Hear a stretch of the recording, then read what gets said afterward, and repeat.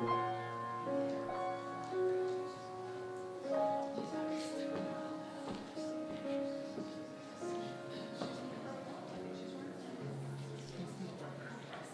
morning and welcome. Welcome to you here and those of you online on our worldwide spiritual community, where we're all about our mission, transforming lives and inspiring people to make a positive difference in the world. My name is Heidi Sawyer and I will be your platform assistant today. If everyone could please just take a moment to silence your cell phones, it would be much appreciated. As always, we want to begin our time together by sharing our opening affirmation. Together we affirm. There is only one presence and one power active in my life and in the universe, God the Good. This is Unity's foundational principle: one presence, one power, one life, living through and as each one of us. This morning, our spiritual leader, Reverend Barnard, will talk about loving our bodies. Our music today is provided by our Unity Choir and pianist Susan Montgomery.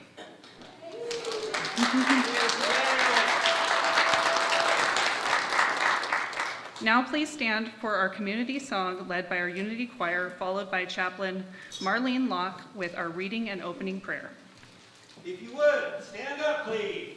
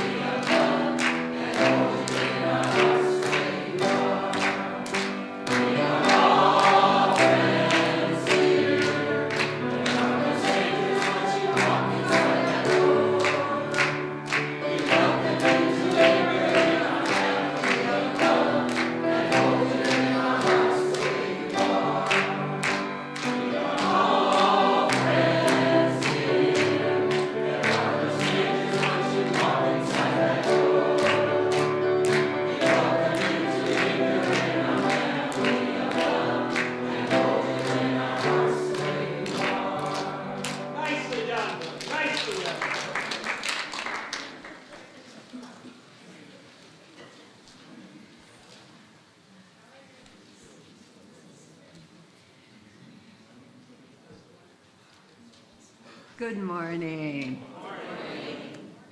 I get to share with you reading from The Wise Heart by Jack Kornfield. In the Buddhist way of understanding, our human body is considered exceedingly precious because it provides the necessary conditions to realize freedom and true happiness. We begin with a systemic training of mindfulness of the body. In sitting and walking, in eating and moving, we cultivate mindfulness. We develop the ability to come into the life of the body. We notice suffering or well-being arising in our body. We discover how our body responds when our mind is clear or confused, when our heart is open or closed. We learn to hold the mystery of bodily life and respect. And also from Myrtle Fillmore's Healing Letters, you need to think of God, the all-powerful healer, as being already within you, in every part of your mind, heart, and body. To keep one's attention and prayers in the spiritual realm of mind, without letting them work out into the soul's expression and into the actual physical doing of that which corresponds with what the mind and heart has thought and spoken and prayed, is to court trouble. To keep declaring love and power and life and substance, and yet unconsciously, perhaps assuming limitations and living them, will cause explosions and congestion that work out in the physical. We need to harmonize our thinking and our prayers with actual living experiences. Sometimes we pray to a God outside of ourselves.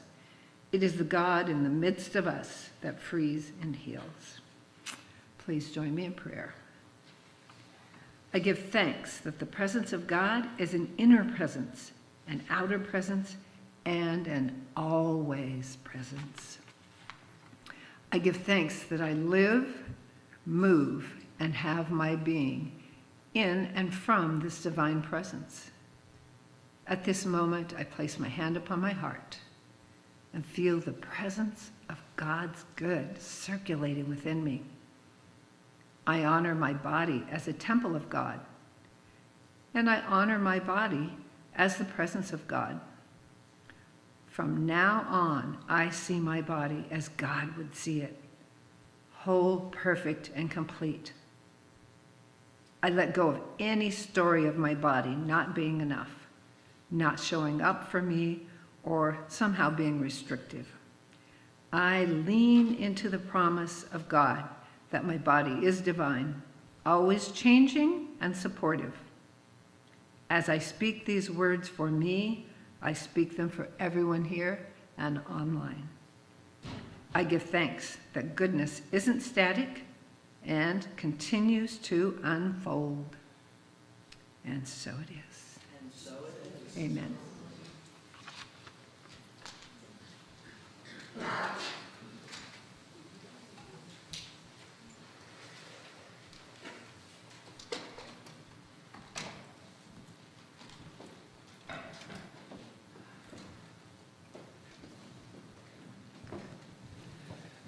Good morning, everyone. I'm Hank Reckling. I'm one of the team of choir directors who have taken over the choir in the interim period here till we find a permanent choir director. And it's my pleasure to bring the choir to you this morning. And we're all pleased too. It's fun to see. And I want to talk a little bit about why we're here. We're not here this morning to perform for you. We're here this morning to create a spiritual experience with you. And this is really great. Both of our pieces this morning are sing-along pieces. And so we're asking you all to sing and bring your love and light and energy into this. And so with that, we're going to create an energy experience for all of us. And bring in all kinds of wonderful things around, bringing wonderful energy into us. And so this morning, we're going to do that. We're going to sing together. So the first one is We. We're going to go ahead and put the words up. Caleb, thank you. And if you know this, sing it. If you don't know it, you'll know it really soon because it's pretty easy to sing.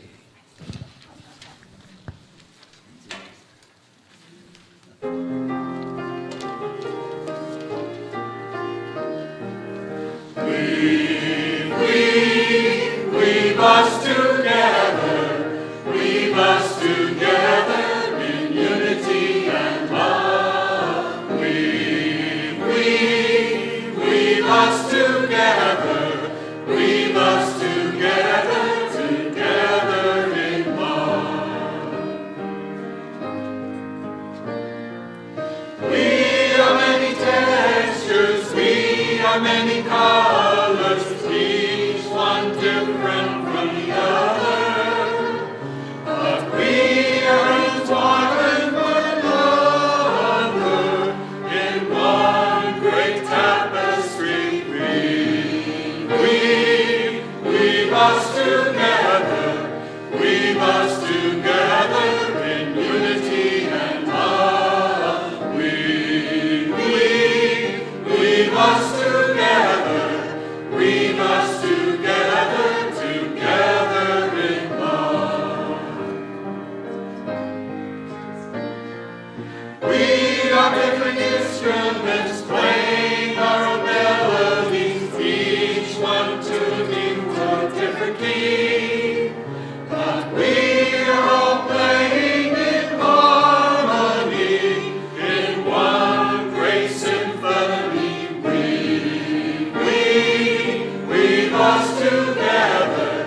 Weave us together in unity and love. Weave us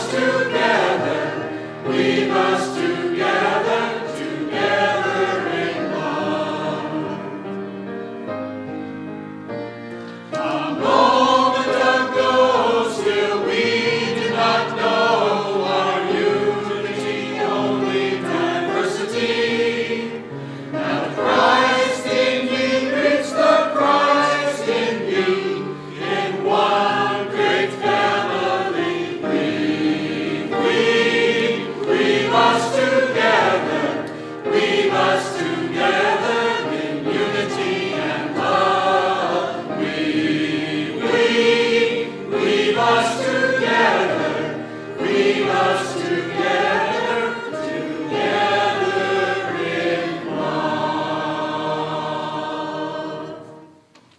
Give yourself a big hand.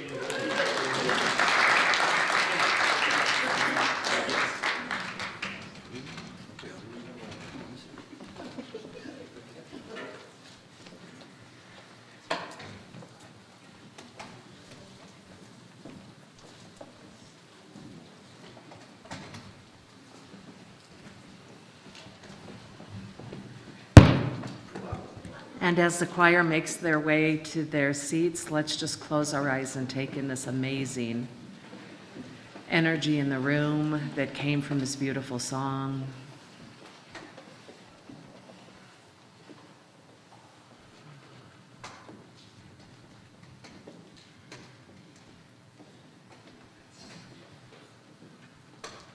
And then when you're ready,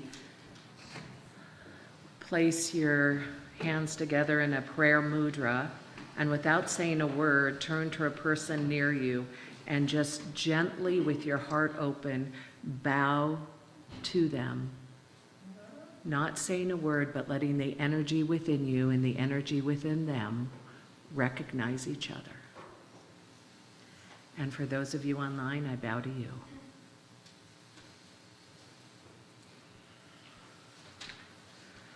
Wow. Wasn't that spectacular? Yes. Gosh, you guys looked so beautiful in the red and the white and the black. I almost wish that I was at home online so I could see it, on a screen, but I got to see it live. So there we have it. Very nice. Thank you so much. It's even better, isn't it? So I'm glad to be here today and to talk once again about love. This whole month, we are discussing and contemplating the idea of love in different contexts. So the first Sunday, I spoke about love of self. And then last week, I spoke about loving another. And then today, I'm talking about loving our bodies. Isn't that awesome? Isn't that awesome? Yes. And it is awesome because I grew up in a time, and I'm not going to date myself, but I grew up in a time, and it still exists, where there were a lot of magazine articles, commercials, billboards that portrayed what a woman's body ought to look like, the idealized body structure. And for almost every woman on the planet, there was an internal feeling that somehow our body wasn't just right. And along with that, especially in the preteen and teen years, comes this idea that we have to change our bodies to be okay. And I didn't learn how to love my body. I learned how to compare it to what was out there being told that it ought to look like. And I spent some time with a couple yesterday, and the husband was saying that he grew up believing that he was supposed to be like Jack LaLanne or Arnold Schwarzenegger and all of the buff bodybuilding kind of dominating energy field. And so he got a message that for him was equally incongruent with his experience of his body. And so the projection that he put upon himself was probably the same energy of the projection that I placed upon myself, which was that somehow in some way my body wasn't okay or wasn't right.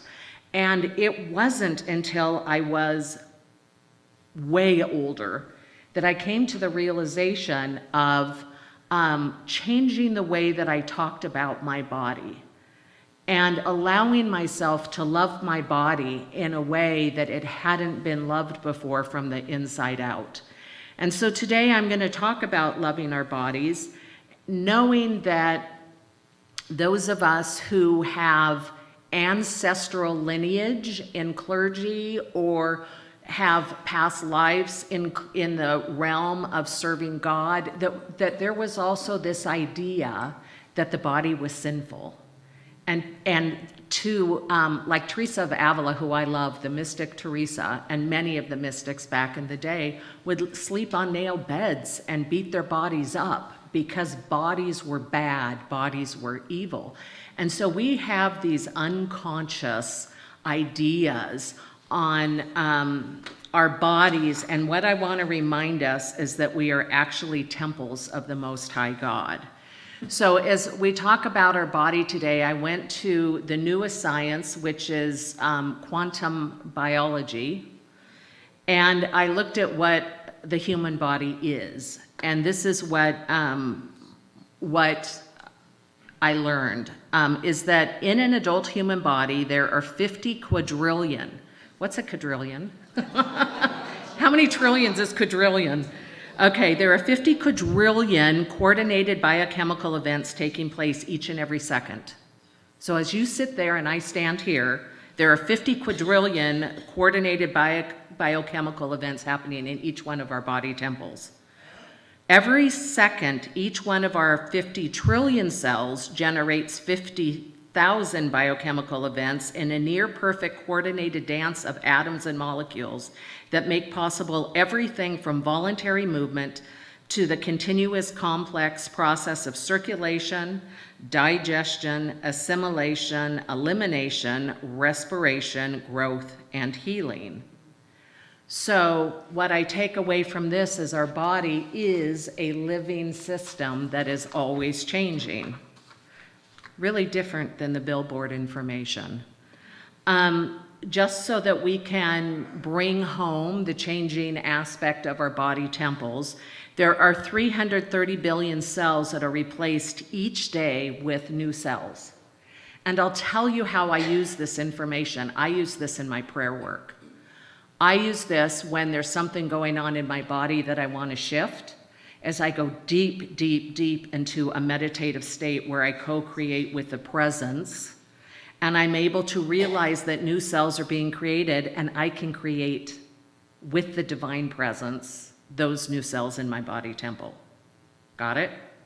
So we are always changing, and we get to, through the way we use our attention and through the way that we use our inner energy, we can actually co-create with God and have a different reality.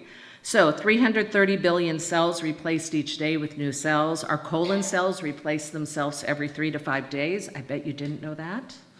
Our gut cells renew themselves weekly. Muscle and fat cells take up to 70 years to replace themselves. That's too bad. Our skin rejuvenates every 2 to 4 weeks. I like this because this explains a lot in my generation. And that is the hair lifespan for men is 3 years and for women 6. And then lastly, bones take 10 years to replace themselves. So what the quantum theory now says about the body is it says that the body is a mystery. And what I love about quantum physics is it says that we don't know why things happen, we just know that they happen. Kind of like in old metaphysics when people would say, we don't know how electricity works, we just know that if we do certain things, a light will turn on, right? We don't know how it works, but we know that it works. That's the same conversation that is going on in the quantum physics world. So it's like we know all of this stuff about the body, but we don't know the how underneath it. So quantum theory is now saying that the body is a mystery, and they're saying that they don't know how the body holds itself together, except what they've come to learn is that it's our chlorophyll molecules in our body that are held together in a coherent state, and that their best understanding is that that state is held by a non-local energy. So, non-local is an awkward term that physicists use to describe a realm where distance does not exist. So if we're talking about a local phenomena, we're talking about that space or time can influence what's going on. Non-local is beyond space and time. Guess what else is beyond space and time? right? So the saints, the sages, the masters, and mystics have been telling us essentially this for a millennia. We have a subtle energy body, an astral body, a spirit body, and many other names given to it, and it is luminous. Take that in for a minute. Luminous, I love that word. Intellectually coordinated, perfect template for our physical body. According to the esoteric spiritual teachings of many traditions, without our astral body, the physical body would simply disappear. Quantum biology, that came from scienceandnonduality.com. So when I hear non-local, I hear infinite mind, infinite presence or God. A relationship with the non-local is key to loving our body. Can I get an amen? Yeah. Oof. So, Bruce Lipton's book, Biology of Belief, another one of my favorites, and I use it whenever I'm working with someone who has physical issues. His bottom line is that the cells, the environment that the cells live in are everything. So he says you can take an unhealthy cell and put it in a healthy environment in a petri dish, and that unhealthy cell will end up becoming healthy. So you could take an unhealthy cell, put it in a healthy environment, it becomes healthy. He says you can take a healthy cell and put it in an unhealthy environment, and it dies almost immediately. So what he says is our environment that we're living in is the key to health.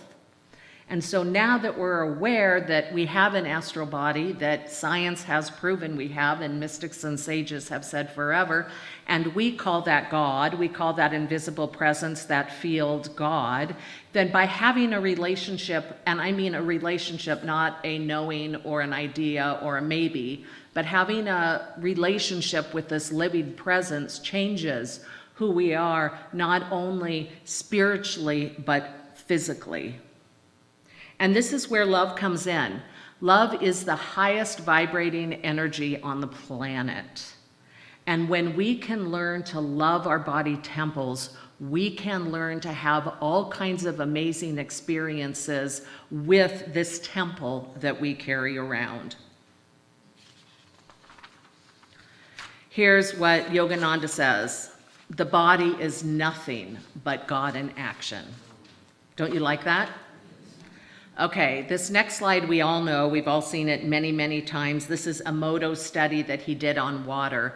And we can see, we all know our body is mostly water, right? Right? And so we're talking about creating an environment of love for our own body temples. And so this is what water looks like when it's been placed in different energy fields. And we can see truth, thank you, I love you, and eternal up on the top, and we can see the beautiful colors and the lovely shapes. And then down below we see the thought, you make me sick, you fool, evil, or a polluted water system before it got preyed upon. And what is lovely, what's the name of his book? Messages in Water, something like that? I know you guys know the name of the book. But in there, they did a whole bunch of studies where they took polluted water and they had monks pray over the water. And the water changed from that green, gray, brown color into the blue up above. So through prayer, water was transformed. Well, guess what? Our bodies are mostly water. And through self-talk, through prayer, through affirmation, through tending, our bodies themselves become holy temples of the Most High. So this is the woman who ordained me. Her name is Reverend Vicki Derrick, and she's no longer with us on this earth plane. Shout out to you, Vicki. And here's two of the quotes she had. She wrote several books. These are two quotes. We each have two lives, the one we are given and the one we create. That's good. And then the greatest metamorphosis we can experience is when we change from who we have been told we are into who we were born to be. That's a good quote. Anyway, I wanted to bring in a story about Reverend Vicki, and I wanted you to see her so that it wasn't abstract. But Vicki ordained me, and then the very first ministry I did was under her mentorship. We both served at a place called the Joy Cathedral in Seattle, and she was the minister and I was the associate minister, so I got to learn a lot from her. And she knew that the power each one of us have in this room and online and across the planet is the power of our consciousness, that it is our consciousness that creates. And she knew that. And so she set about deciding to lose weight. And she said to me, Bonnie, pray a prayer for me that is all about changing my consciousness so I could lose weight. And so I say this big prayer. And then she goes, okay, now I'm going to tell you what I'm going to do. Okay. She says, I'm going to love my body. All right. So she went about, this was her strategy, every time she passed a mirror, she looked in the mirror and she goes, body, I love you. And then sometimes she would jazz it up and she'd go, dang, you're hot. And sometimes she'd walk by the mirror and she'd go, body, I love you and you are so beautiful. And every time she walked by the mirror, she spoke words of love to her body. Within 2 months, she dropped 25 pounds without changing anything she ate. And let me tell you, she did not eat healthy. Reverend Vicki loved her fried chicken and her burgers and her, she did not change one thing and her body dropped 25 pounds. Then what happened was she changed with the change in her body. And all of a sudden she wanted to eat differently. She was like, dang, I want to treat this temple in a different way. And she changed the way that she ate. And then she thought, I need to move more. And she got a home gym. But all of it started with loving herself.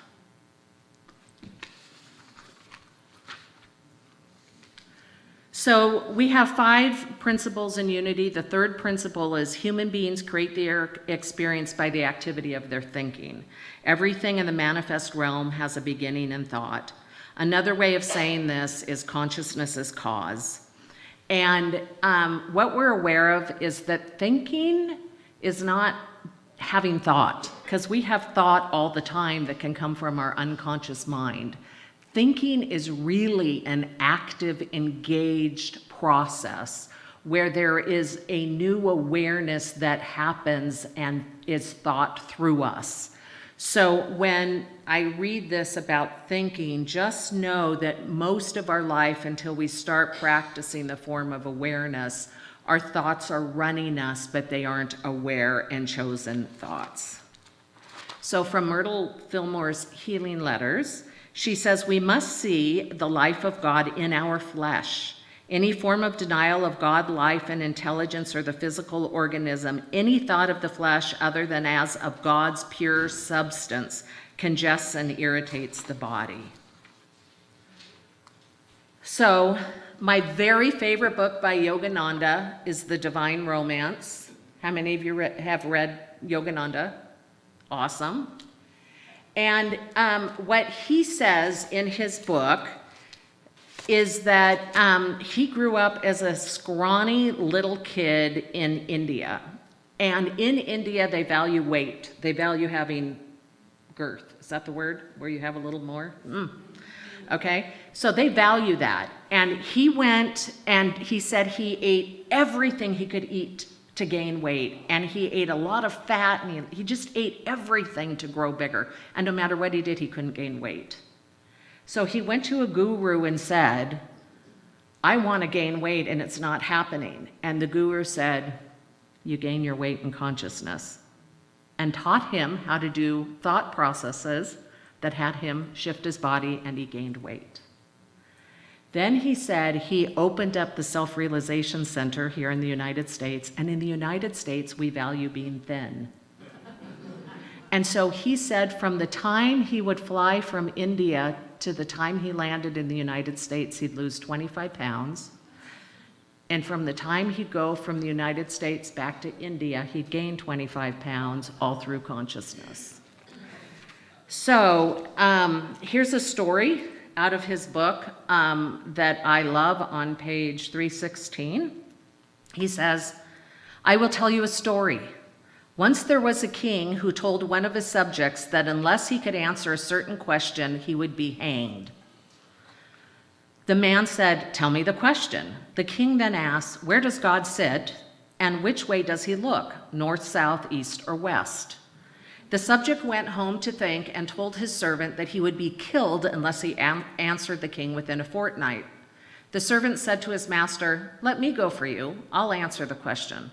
So the servant went to the king and explained his errand.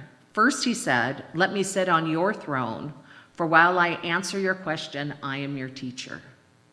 The king surrendered his throne to the servant, and then he asked him, 'Where does God sit, and which way does he look, north, south, east, or west?' The servant responded with a request, 'Bring me a cow.' So a cow was brought. Then the servant said, 'Where is the milk?' 'In the udder,' said the king. 'Nay, sire,' said the servant. 'The milk is not only in the udder, but throughout the cow, for the milk is the essence of the cow.' Then the servant asked the bowl of milk he brought and set it before him. He asked the king, 'Where's the butter?' And the king said, 'I see no butter.' And the servant answered, 'The butter is throughout the milk. Just churn the milk, and the butter will become separated from it. Therefore, as the milk is all through the cow, and the butter is present throughout the milk, so is God everywhere.' Thus did the wisdom of the servant save the life of the master, for the king received the correct answer to the question.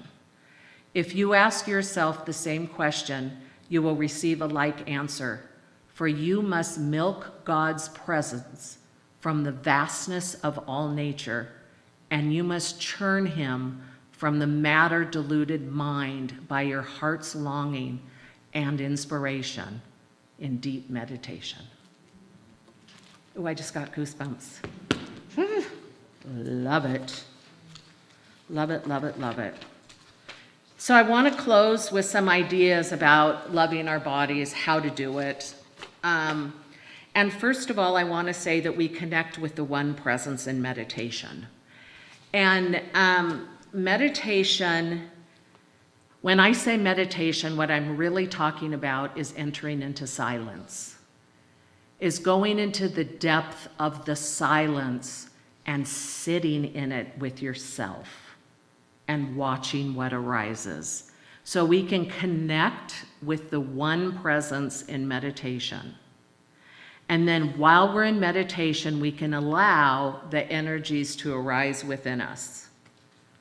And then from Jack Kornfield's book, A Path with Heart, he says, "When you meditate, try to allow whatever rises to move through you as it will. Let your attention be very kind. Layers of tension will gradually release and energy will begin to move. Places in your body where you held the patterns of old illness and trauma will open.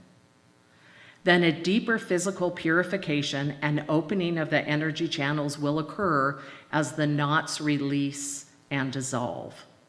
Sometimes with this opening, we will experience a powerful movement of the breath, sometimes a spontaneous vibration, and other physical sensations.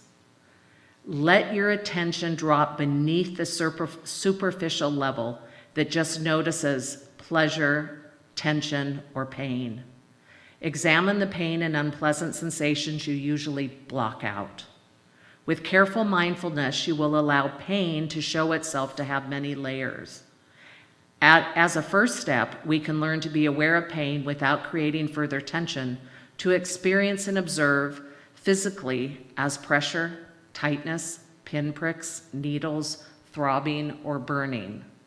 Then we can notice all the layers around the pain. Inside are the strong elements of fire, vibration, and pressure. Outside is often a layer of physical tightness and contraction. Beyond this may be an emotional layer of aversion, anger, or fear, and a layer of thoughts and attitudes, such as, "I hope this will go away soon," or "If I feel pain, I must be doing something wrong," or life is always painful. To heal, we must become aware of all of these layers. So loving our body, connecting with the oneness in silent meditation, allowing whatever to arise. And I like when Jack Kornfield said to be kind with yourself when it arises. And I remember many decades ago when I was in meditation and I had said to myself, whatever shows up, I will love it. Like I had learned that letting go of stuff didn't work for me, but embracing and loving it transformed the energy that it carried. So in my meditation, my commitment to myself was whatever arose, I would look at it and I would love it. And by the way, that makes it easier to love others as well, because when they're standing in front of you and projecting upon you, then you know within yourself that you have the capacity to love and be kind to others. Then speaking lovingly to yourself and of yourself. Who else is going to tell you that you are beautiful and magnificent and hot? Okay, some of you have partners and they do. But how lovely to be able to give that to yourself. And remember when you're tending to the body and loving it, that we are a field, as the bio quantum folks say, we're a field, but we are also a temple. We're a temple where God lives, where the divine presence lives, where life itself lives. So then some basics: drink a lot of water, move your body, sleep. I won't give any information beyond that because I am not qualified. But remember, first and foremost, that your body is God in form. So we are going to enter now into a meditative practice where we're going to enter into silence. And I don't need music on this because we're going to do some silent work. And just feel your feet on the ground.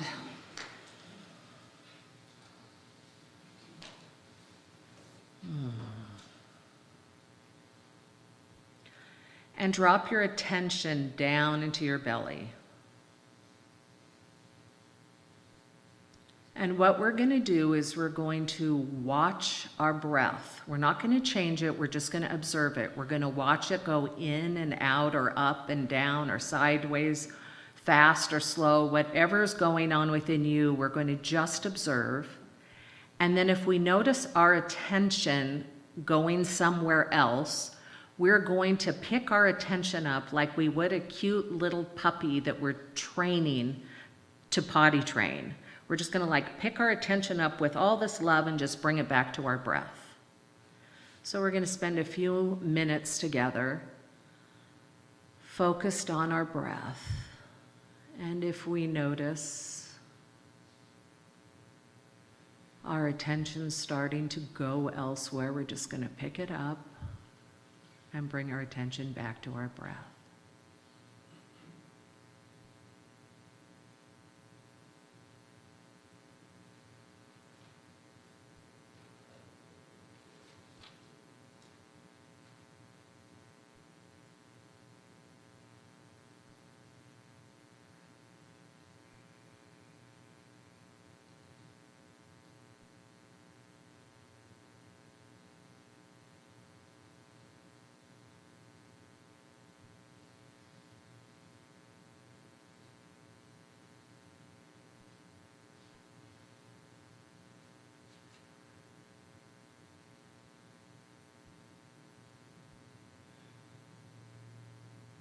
And just notice your breath.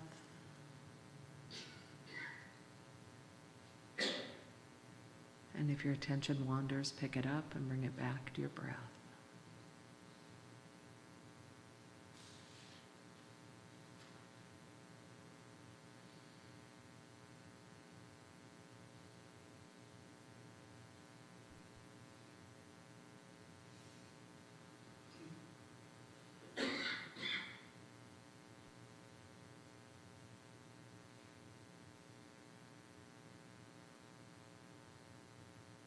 And if your attention wanders, bring it back to your breath.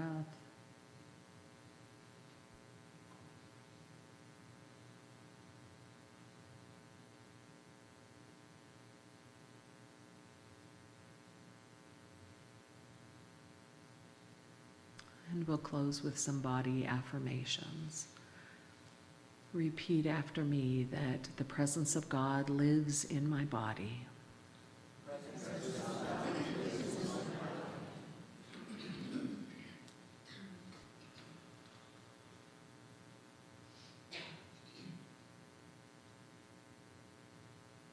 I love my body.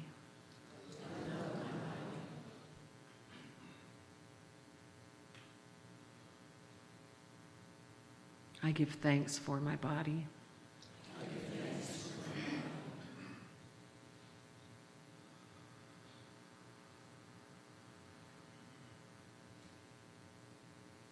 Right where I am, God is.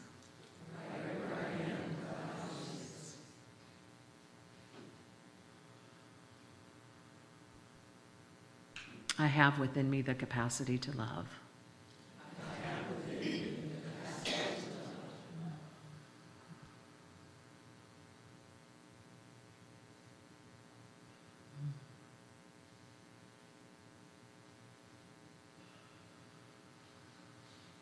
God is good.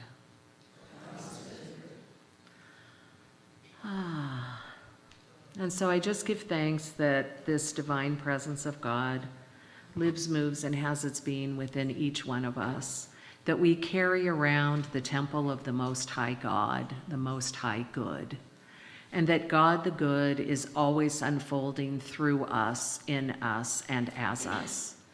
And so I just give thanks that today we honor our bodies and recognize our bodies and give thanks for our bodies. And possibly during this time of Ash Wednesday coming up in Lent, that maybe we choose to give attention to loving our body temple as we are here on planet Earth, living God out loud and sharing its good news through us. And so it is. Amen.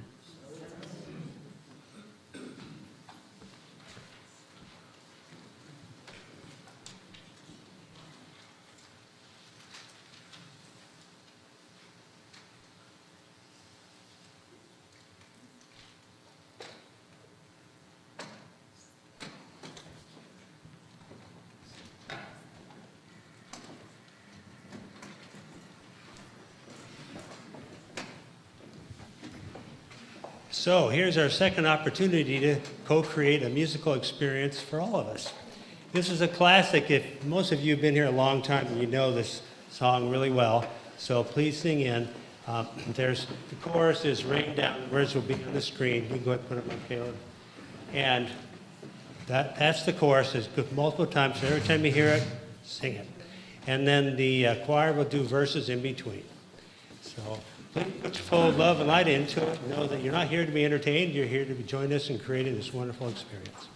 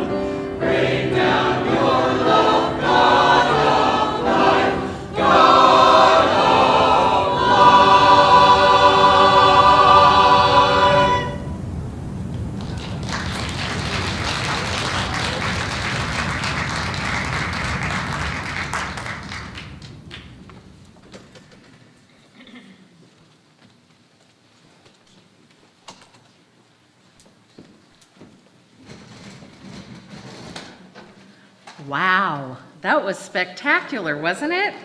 Thank you guys so much. With the first one, the Weave Together, I didn't sing along because I just wanted to receive. And the energy was so beautiful, and it just like was great. And then with this one, I was... And then the water comes down on the... Yeah, and I was singing, rain down, rain down.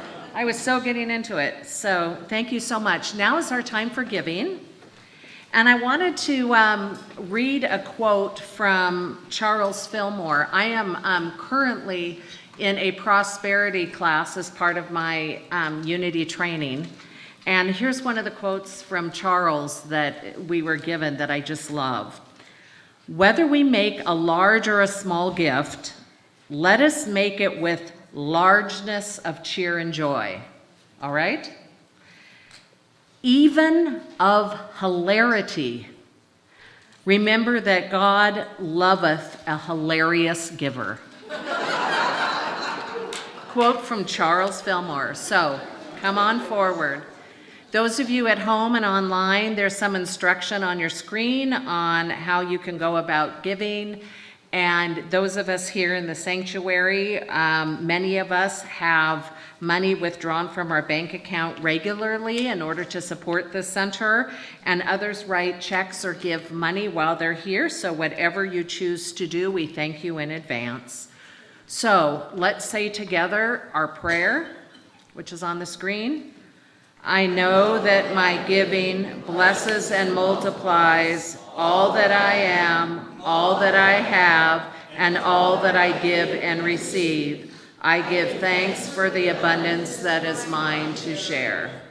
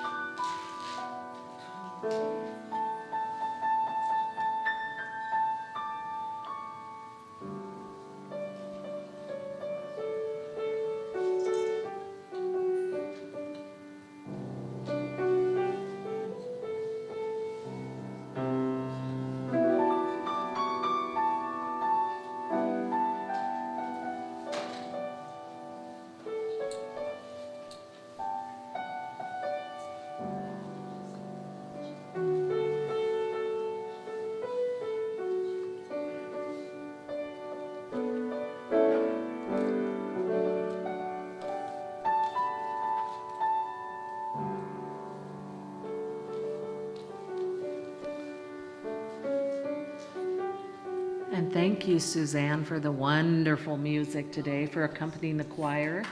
We greatly appreciate it.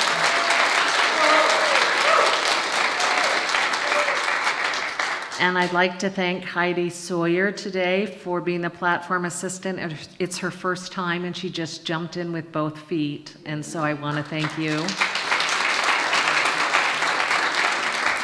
And I also want to remind you guys that today is the last day that we will be doing the visioning together in the sanctuary, starting at 11:30 to 12:30. There is childcare available, and you do not have to have participated in visioning with us before to come to this last visioning event.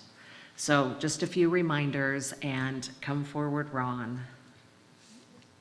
Yay. All right, let's rub our hands together. Let all of our heart energy just make it into our hands so we can feel that yummy warmth that moves around our body temples, and direct them towards our giving. And I just want to give thanks that the presence of God within us decided that today was the day to be a hilarious giver. And that we decided that giving was the way we wanted to live, to operate, to activate the law of circulation. And so I just give thanks that God's good has arrived through this finances and through each one of us that are here today. God, the good is always multiplying, and for this I'm grateful. I know that this money is used for the benefit of this center of Spokane and of the world, fulfilling the mission that has been set forth, and so it is. Amen.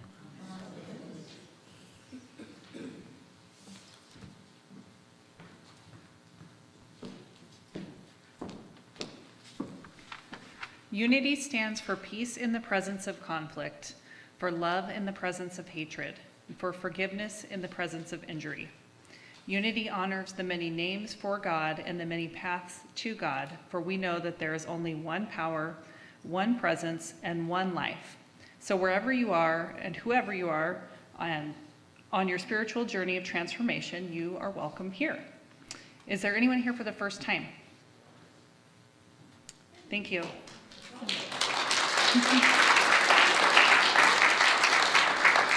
We'd love to say hello to you after services, and you're also getting a free gift from us, which is a coffee over at our barista stand after service, so be sure to go over and say hello.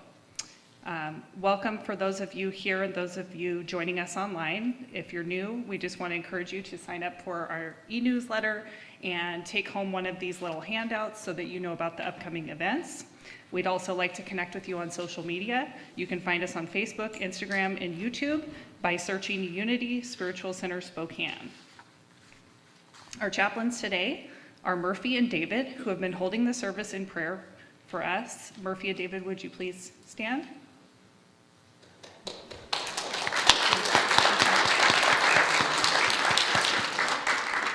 They'll be available to pray with you immediately following the service. So if you have something that's heavy on your heart or you'd like to celebrate something, just come and see David, who will be here at the front of the sanctuary following the peace song. Thank you for your service today. We would like to encourage anyone who is in need of prayer support to fill out a prayer request form, which can be found in the seat in front of you. And you can fill those out and place them in the boxes around the sanctuary. You can also submit your request through our online form, and those names will be added to our prayer list and prayed upon for 30 days, both here in our prayer ministry and then sent on to Silent Unity after that. And now it's time for News You Can Use, which is also me. So I'm going to refer you to this little handout, and you can see on the back of this upcoming events, and I just want to highlight there are 3 new ones at the bottom of the page. So check those out. And you can also sign up for the newsletter to get more updates. Are our kids here? Okay, our kids have arrived, so let's welcome them with Walking in the Light.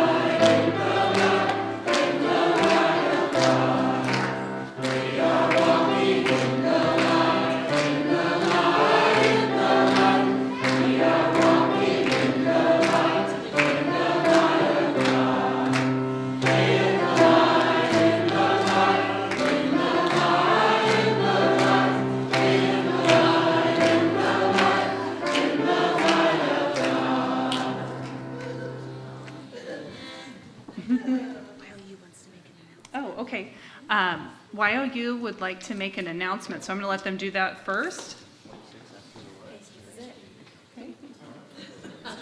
Hello. As many of you may know, next week is going to be our annual town meeting. Okay. Well, the YOU will be providing soup as a fundraiser to pay for our kids camp training. So we will be there, and we will have things like chicken noodle and other things like that, fan favorites. So just wanted to let you all know. Thank you. Thank you.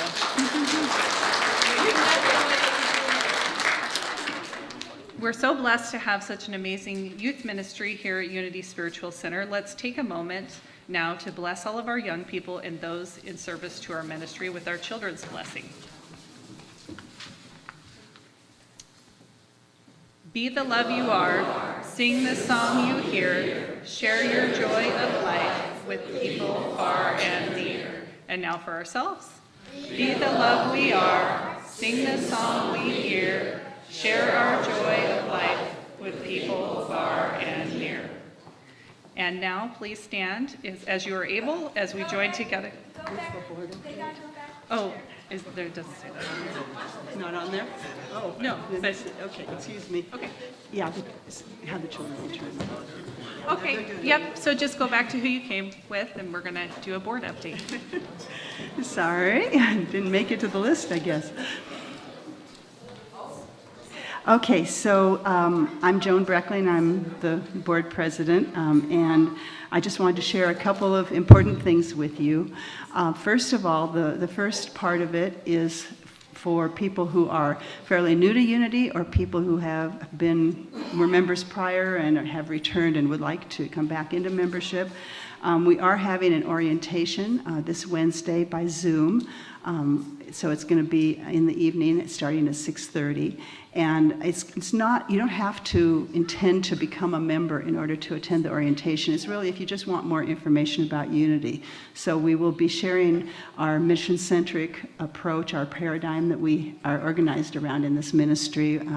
We'll be sharing how to get engaged and connected more to the ministry, as well as for those of you who are new to learn more about just an introduction to basic Unity principles and teachings.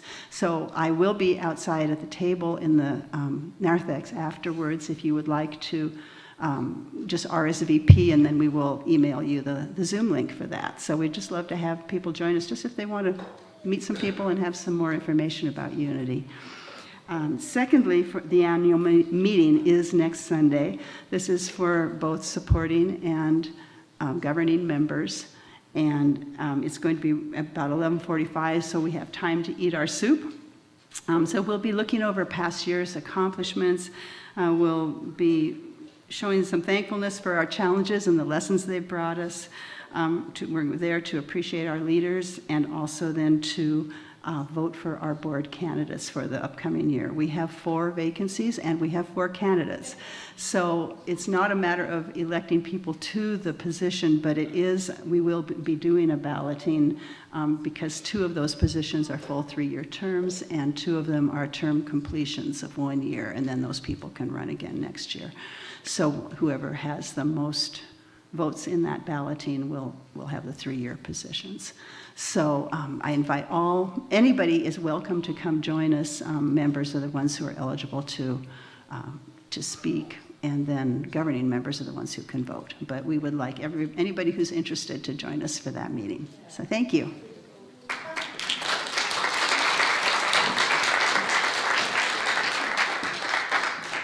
Thank you, Joan. So now we'll have you join us to stand if you're able, and we will say our closing prayer for protection, followed by the peace song. Together we affirm. The light of God surrounds us. I am the light of God.